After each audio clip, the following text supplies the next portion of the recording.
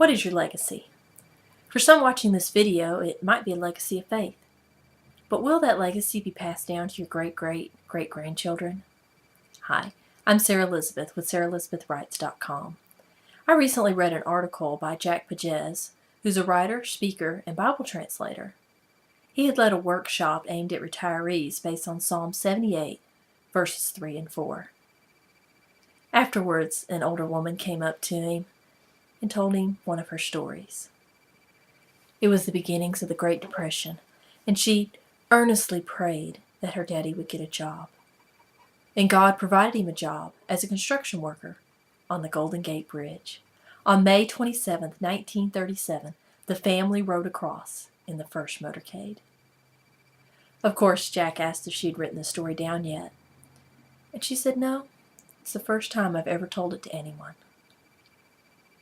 She had not told her late husband, her kids, her grandkids, her great-grandkids. For 75 years, 2 generations after her had driven across the Golden Gate Bridge, not knowing it symbolized God's provision for their family.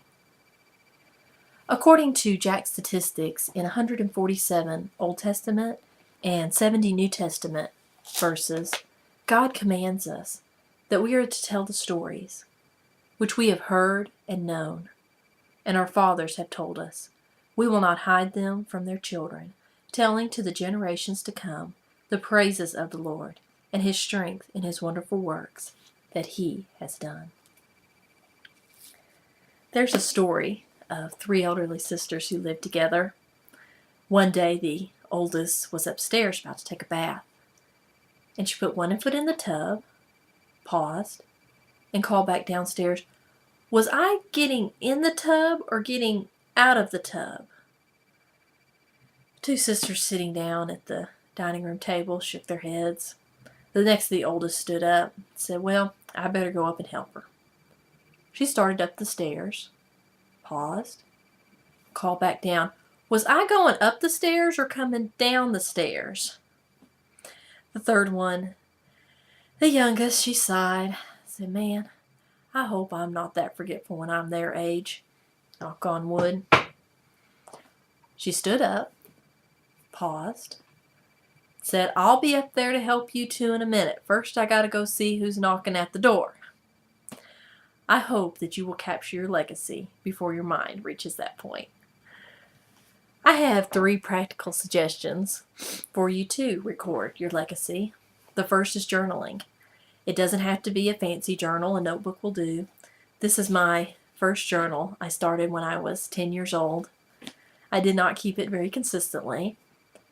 But I remember a time when I was 14, and I took a mature step with God. For the first time, I truly grasped His meaning in my life. I will never forget that experience. But will those after me know? Yes. Let me ask you this. How would you like to read the journal kept by one of your great-great-great-grandparents? A second practical suggestion is write keepsake letters. Make it a tradition every year on your birthday to write a story or 2 about your life and send it to your relatives. A lot of people will do a Christmas letter capturing the entire family's history for that year. A third option is blogging. Some of you know I have more than one blog, but I mostly just consider them an extension of my physical journal. I would recommend that you print those out and file them so you always have a hard copy. Will your legacy be passed down to your great-great-great-grandchildren? They may not be interested in it early in life, but preserve it for when they are ready. I'm going to leave you with a quote from the Jack Pages article.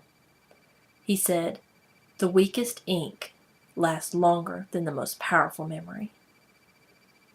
Again, I'm Sarah Elisabeth with SarahElisabethWrites.com. God bless.